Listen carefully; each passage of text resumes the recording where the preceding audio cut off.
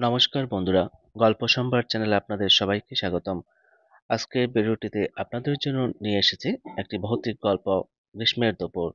গল্পটি পাঠিয়েছেন ঝিনাইদহ থেকে জ্যোথি, যেটি তার ভাইয়ের সাথে ঘটে যাওয়া একটি বাস্তব ঘটনা। তাহলে চলুন শুরু করা যাক আজকের ভিডিও। 1974 কিংবা 75 সালের কথা। তখন গ্রামে গ্রীষ্মকালের দুপুর যেন আতঙ্ক ছড়ানো নিঃশব্দ সময়। জনমানবহীন বিস্তীর্ণ মাঠ, ঝাঁঝা করে পড়া রোদ আর পায়ের নিচে ফেটে যাওয়া মাটি। সেই সময় আমি আর আমার বন্ধু কালি মিলে গরু চড়াতে গিয়েছিলাম গ্রামের এক প্রান্তের মাঠে। আমাদের বাড়ি থেকে অনেকটা দূরে।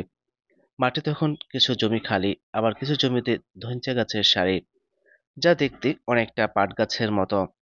ধইঞ্চাগুলো লম্বা, ঘন আর কিছুটা গা ছমছমে, ঠিক যেন কারো লুকিয়ে থাকার উপযুক্ত জায়গা। আমরা তখন যুবক, শরীরে রক্ত টগবগ করছে। ভয় বলে কিছু অনুভব করতাম না। মাঠের একপাশে ধনচের ভুঁইয়ের আইলে বসেছিলাম। আমি আর কালি মিলে তর্কে জড়িয়ে পড়ি এক সময়। সে রাগ করে তার গরুগুলো নিয়ে অন্য পাশে চলে গেল। আমি একা পড়ে রইলাম। দুপুরের রোদে মাঠ ফাঁকা, কোথাও কোনো লোকজন নেই। একা বসে থাকতে থাকতে অস্বস্তি লাগছিল, যেন চারপাশের নিস্তব্ধতা কিছু একটা লুকিয়ে রেখেছে। তখনই হঠাৎ একটা শব্দ পেলাম, কুক। বাচ্চারা যেমন লুকোচুরি খেলায় লুকিয়ে থেকে শব্দ করে, তেমন কিছু। আমি ভাবলাম কালি হয়তো মজা করছে। কয়েক মিনিট পর আবার শব্দ হলো। আমি জোরে বললাম, এই কালি, আমাকে ভয় দেখাচ্ছিস নাকি? আমি বুঝতেছি। কোনো উত্তর নেই। আবার নিস্তব্ধতা। এরপর হঠাৎ সেই একই শব্দ আরো জোরে। এবার আমি একটু রেগে গিয়ে বললাম, তুই কি বাইরে আসবি না? আমি গিয়ে তোকে ধনচের ভেতর থেকে টেনে বের করব। এবারও নীরবতা, কিন্তু আশ্চর্যজনকভাবে বাতাস একেবারে থেমে গেল। এক মুহূর্ত আগেও ধনচে গাছের ফাঁকে সামান্য বাতাস ছিল, এখন চারপাশ একেবারে স্তব্ধ। শরীর ভারী লাগতে শুরু করলো। বুকের ভেতরে অজানা এক শঙ্কা ঘনীভূত হচ্ছিল। ঠিক তখনই সেই শব্দটা আবার, কিন্তু এবার অনেক জোরে। সেই আওয়াজে যেন কোনো পশুর গর্জনের সুর ছিল। আমি আর থাকতে পারলাম না। হামাগুড়ি দিয়ে জঞ্চার গাছের ফাঁক দিয়ে দেখতে চেষ্টা করলাম, আর তখনই আমি যা দেখলাম তা আমার আজীবনের দুঃস্বপ্ন হয়ে রয়ে গেছে। দুইটা বিশাল মোটা পা, পশুর মতো দেখতে, কিন্তু দাঁড়িয়ে আছে মানুষের মতো। পা দুটো পুরোটাই কালো লোমে ঢাকা। এত লম্বা ছিল সে, আমি নিচ থেকে কোমর পর্যন্তই দেখতে পেলাম, মুখ দেখতে পাইনি। আমি তো ভয়ে জমে গেলাম। আর ঠিক তখনই সে একটা আওয়াজে বলল, কিরে, আমার কাছে আইসস? তুই কি আমাকে দেখে ভয় পাস না? তোর অনেক সাহস। গলা ছিল যেন খোঁচা খোঁচা পাথরের মতো। গলা দিয়ে ঘষে ঘষে আওয়াজ বের হচ্ছিল। সে ধীরে ধীরে এগিয়ে আসছিল। আমি আর দেরি করলাম না। সোজা দৌড়ে মাঠ পেরিয়ে কাঁচা রাস্তায় উঠে এলাম। পেছনে তাকিয়ে দেখলাম দঞ্চের ভুঁইয়ের মধ্যে হঠাৎ প্রবল বাতাস বইছে, অথচ আশেপাশে এক চিলতে পাতাও নড়ছে না। আমি তখনও দৌড়াতে থাকি, গরুগুলো ফেলে রেখেই বাড়ি ফিরি। মা আমাকে দেখে অবাক হয়ে জিজ্ঞেস করলেন, কিরে, এত তাড়াতাড়ি চলে এলি? গরুগুলো কই? আমি কোনো কথা বলতে পারছিলাম না। বুক ধকধক করছিল, শরীর ঘেমে ভিজে গেছে। সেদিনের পর আমার টানা 3 থেকে 4 দিন জ্বর ছিল। গরুগুলোর মধ্যে একটা বড় গাভী, যেটা সবচেয়ে শক্ত আর দামি ছিল, সেই ধঞ্চার বইয়ের পাশে মরে পড়েছিল। আমার মা পরে এক কবিরাজের কাছে নিয়ে এলো। সে আমার শরীর দেখে বলল, এই ছেলেটা একখান দেওয়ার সামনে পড়ে গেছিল। ওর সাহস দেখে দাওটা রেগে গেছিল।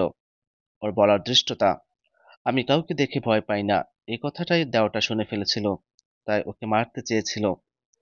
কিন্তু এই ছেলে বেঁচে যায়, আর ওর জায়গায় গরুটা মারা পড়ে। সেদিন জ্বরের 4র্থ দিন। আমার মুখ শুকিয়ে গেছে, চোখের নিচে কালি পড়েছে, রাতের ঘুম নেই। ঘুমুলেই অদ্ভুত অদ্ভুত স্বপ্ন দেখি। একটা কালো ছায়া আমার ঘরের দরজায় দাঁড়িয়ে থেকে ডাকে, আয়, তুই সাহসী না? তুই আমাকে দেখে ভয় পাইস না? আয়। আমি চিৎকার দিয়ে উঠে বসি, গলা শুকিয়ে কাঠ। তখন মা ও বাবা আমাকে গ্রামের দক্ষিণ পাড়ার এক বিখ্যাত কবিরাজের কাছে নিয়ে গেল। তিনি ছিলেন অল্প বয়সী, কিন্তু তার চোখ দুটো এত তীক্ষ্ণ ও গভীর ছিল, যেন কারো ভিতরের চিন্তাও পড়ে ফেলতে পারেন। নাম ছিল তার হুজুর কবিরাজ কাদির আলী। যমুনার পাড়েই থাকতেন। জিন ও দেওদাওদের ব্যাপারে তার অভিজ্ঞতা বিস্তর। আমি ওখানে পৌঁছানোর পরে তিনি আমার দিকে তাকিয়ে বললেন, এ ছেলেটা কারে কি ডিস্টার্ব কইরাইছে? ওর গায়ে গরদ লাগছে, ঠিক যেন কেউ ওর চারপাশে হাঁটতেছে। মা তখন কাঁদতে কাঁদতে বললেন, হুজুর বাঁচান, আমার ছেলে মরে যাবে। তিনি এক ধমকা নিঃশ্বাস নিয়ে বললেন, ভয়ের কিছু নাই, তবে কাজটা সহজ না। দাউটা খুব রেগে আছে, ওরে বোঝাইতে হবে। তারপর তিনি একটা পুরনো কাঠের সিন্দুক খুলে ভেতর থেকে কয়েকটা পুরনো আরবি হরফ খচিত পুঁথি, কিছু শুকনো হরিয়াল পাতা আর একটি কালি জল মেশানো বোতল বের করলেন। ধূপ জ্বালালেন, তারপর আমার কানের পাশে ফিসফিস করে কিছু পড়তে লাগলেন। তার কণ্ঠে ছিল এক ধরনের কম্পন। আমি অনুভব করলাম আমার হাত পা ঠান্ডা হয়ে যাচ্ছে, গায়ে কাঁটা দিয়ে উঠছে। আচমকা তিনি একটা লম্বা হাঁপ ছেড়ে বললেন, ও এখন আমাদের আশেপাশেই ঘোরাফেরা করছে। আমি যখন ওরে নাম ধরে ডাকবো তখন কিছু একটা ঘটবে, তোমরা ভয় পাইও না। তারপর তিনি পুঁথি থেকে কিছু আরবি শব্দ উচ্চারণ করলেন। গলার স্বর ধীরে ধীরে চড়ে উঠল। হঠাৎ করে বাতাস বন্ধ হয়ে গেল ঘরের মধ্যে। ধূপের ধোঁয়া ঘনীভূত হয়ে একটা কালো চক্রের মতো আমাদের চারপাশে ঘুরতে লাগলো। ঠিক তখনই আমি একটা বিকট শব্দ শুনলাম। ঘরের জানালার কাছে খটাস করে কিছু একটা লাগলো। আমি লাফ দিয়ে উঠে পড়তে যাচ্ছিলাম, কিন্তু কবিরাজ হঠাৎ আমার কপালে ঠান্ডা কালি জল ছিটিয়ে বললেন, নড়বি না। ওরে তুই একবার সাহস দেখাচ্ছিলি, এখন ও তোকে নিয়ে যেতে চায়। এরপর তিনি ছোট এক টুকরো তামার পাতায় কিছু লিখে সেটা আগুনে পুড়িয়ে ধোঁয়া আমার মুখের দিকে ছেড়ে দিলেন। গন্ধটা ছিল অদ্ভুত, কাঁচা রসুন, পুরনো বই আর ধূপের মিশ্রণে এক ধরনের তীব্র ঘ্রাণ। এক মুহূর্তে আমি দেখলাম ঘরের এক কোণে যেন কিছু একটা দাঁড়িয়ে আছে, ছায়াময়, অস্পষ্ট, কিন্তু চোখ দুটো লালচে, যেন আগুন। আমি চিৎকার করে উঠতে যাচ্ছিলাম, কিন্তু কবিরাজ বললেন, চোখ বন্ধ রাখো, মুখে বলো লা ইলাহা ইল্লাল্লাহ। আমি তখন নিজেও পড়তে লাগলাম, কাঁপতে কাঁপতে। তারপর যেন একটা ধাক্কা লাগলো পেছন থেকে, আমি অজ্ঞান হয়ে গেলাম। পরদিন সকালে চোখ খুলে দেখি আমি কবিরাজ ঘরের বারান্দায় মাদুরে শুয়ে। মা পাশে বসে আছে, চোখে জল।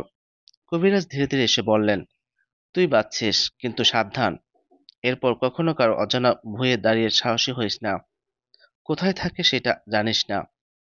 তিনি আমাকে একটা তাবিজ দিলেন আর বললেন, এটা গলায় রাখিস, তোর উপর নজর এখনো আছে, রাতে একা বাইরে যাবি না। সেদিনের পর থেকে আমি বদলে গেছি। আগে যেখানে সাহস দেখাতাম, এখন জায়গা বুঝে নত হই। জীবন একবার যার চোখে অতল অন্ধকার পড়ে, সে আর সহজে আলো নিয়ে গর্ব করতে পারে না। আমি তখনই বুঝলাম সাহস দেখাতে গিয়ে জীবনের বড় ভুল করে ফেলেছিলাম। সেদিনের পর আমি আর কোনোদিন একা মাঠে গরু চড়াতে যাইনি। সেই দঞ্চের ভুঁইয়ের পাশ দিয়ে গেল বুকটা কেঁপে ওঠে। ভয় না পাওয়া এক জিনিস, আর অকারণে সাহস দেখানো আরেক জিনিস। কারণ কেউ কেউ আছে যাদের দেখা মাত্রই মানুষ বোঝে এরা এ জগতের নয়। তারা চুপচাপ দেখেছে, শুনছে, শুধু অপেক্ষায় থাকে কে তাদের ডাক দিল, কে তাদের অপমান করলো, আর তারপর ঘটে এমন কিছু যা মানুষের বুদ্ধির বাইরে। ধন্যবাদ সবাইকে।